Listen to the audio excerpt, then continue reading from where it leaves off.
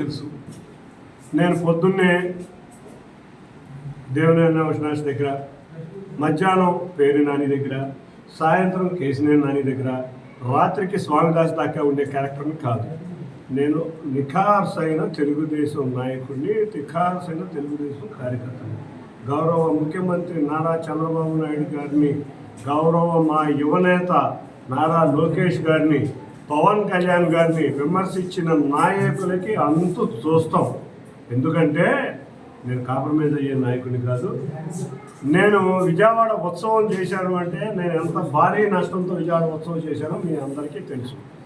నా జేబులో డబ్బులు పోతాయని దానికే ఉంటాను, కానీ నేను 4 సంవత్సరాల నుంచి తిరుమూరులో సేవా కార్యక్రమాలు చేసుకుంటా నేను ఎన్నో కోట్లు ఖర్చు పెట్టిన వ్యక్తిని నేను. ఆఫ్టర్ ఆల్ ఒక 5 లక్షలు 10 లక్షలకి ఎవరో ఆరోపణలు చేస్తే ఇవాళ నేను చెప్తున్నాను ఎవరో ఆరోపణలు చేస్తే ప్రజలు నమ్మే పరిస్థితిలో లేరు. పార్టీ నాయకత్వం దృష్టికి వెళ్ళింది, పార్టీ నాయకత్వం చూసుకుంటుంది. అంతేకాకుండా ఒకటే చెప్తాను, నేను ఏ రోజు చంద్రబాబు నాయుడు గారిని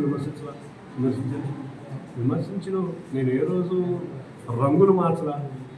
12 నెలలు దేవుడుగా ఉన్నవాడు దయ్యం అయ్యాడు అంటే దానికి సమాధానం ఆయనే చెప్పాలని కోరుకుంటున్నా. ఎందుకంటే గౌరవ ఎమ్మెల్యే గారు, గౌరవ పార్లమెంటు సభ్యుడు లేకపోతే నేను లేను, దేవుడు నాతో అని చెప్పుకున్నవాడు దయ్యం ఎందుకు అవుతున్నారో వారే తెలియాలి. కాబట్టి అటువంటి విమర్శలు ఏమైనా వస్తే వారు సమాధానం చెప్పాలి, కానీ గౌరవ ఎమ్మెల్యే గారు నేను కాదు.